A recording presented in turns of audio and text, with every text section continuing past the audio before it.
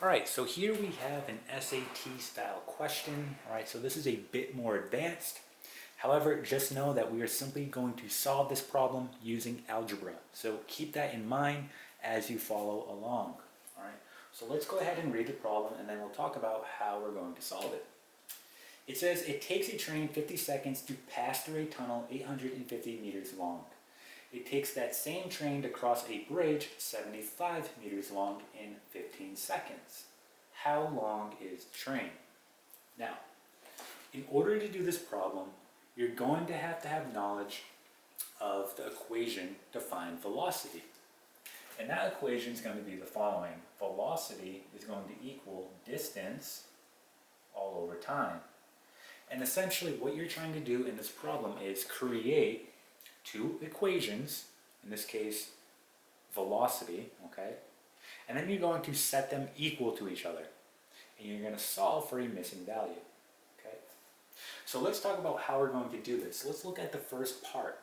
It says it takes a train 50 seconds to pass through a tunnel 850 meters long. Now at first glance you may just say, well, oh, okay, well here's my distance, here's my time.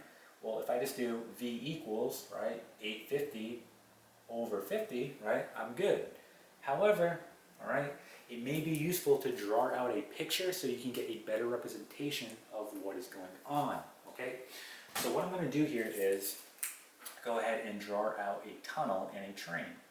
This way we can get a better representation of what is going on here, all right?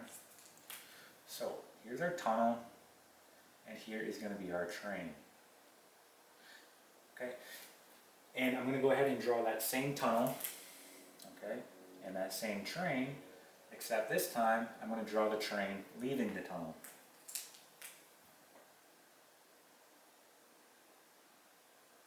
All right, so we have something like that. Now notice, right, in order to find velocity, it's going to be distance over time. So by saying that your distance is 850, which is just the length of the tunnel, that would be incorrect. Because think about what's going on here. Pick a reference point on the train. So for example, if I pick the back here as my reference point, I draw a vertical line, right? Well, where is this finishing? Well, it's finishing right here, right? Where it leaves the tunnel. So if I, again, draw a vertical line going up here, look at that total distance. Right? My total distance is actually the length of the train plus the length of the tunnel. All right?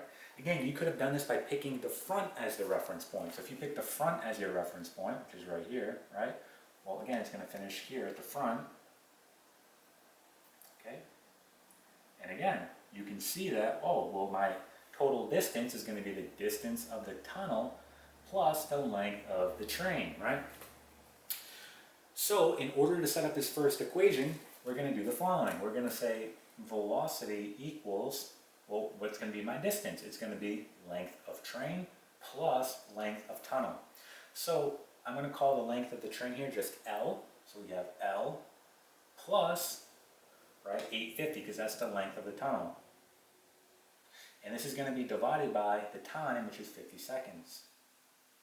There is our first equation. We want to get a second equation now.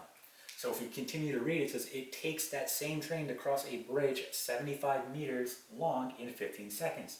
So the same thing is going to be occurring here, the same type of situation, right? When it crosses a bridge, the same thing is happening as it would passing through a tunnel.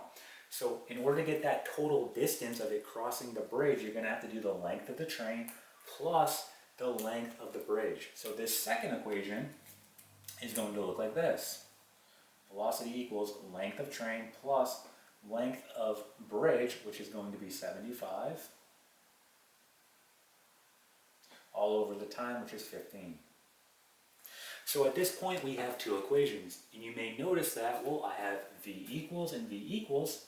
I can set these equal to each other and solve for my missing variable, which in this case is the length of the train, right? That's what they want. How long is the train? So that's exactly what we're going to do here. So let's go ahead and erase this picture and let's solve this equation, right? So let's go ahead and erase this.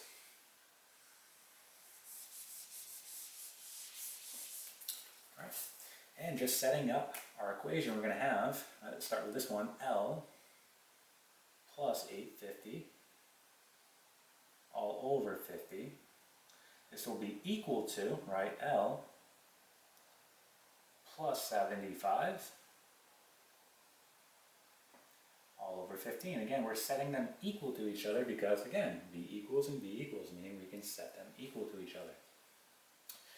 Okay? So now we have two fractions that are equal to each other, meaning we can cross multiply. All right, so we're going to go ahead and do that. So let's go ahead and cross multiply.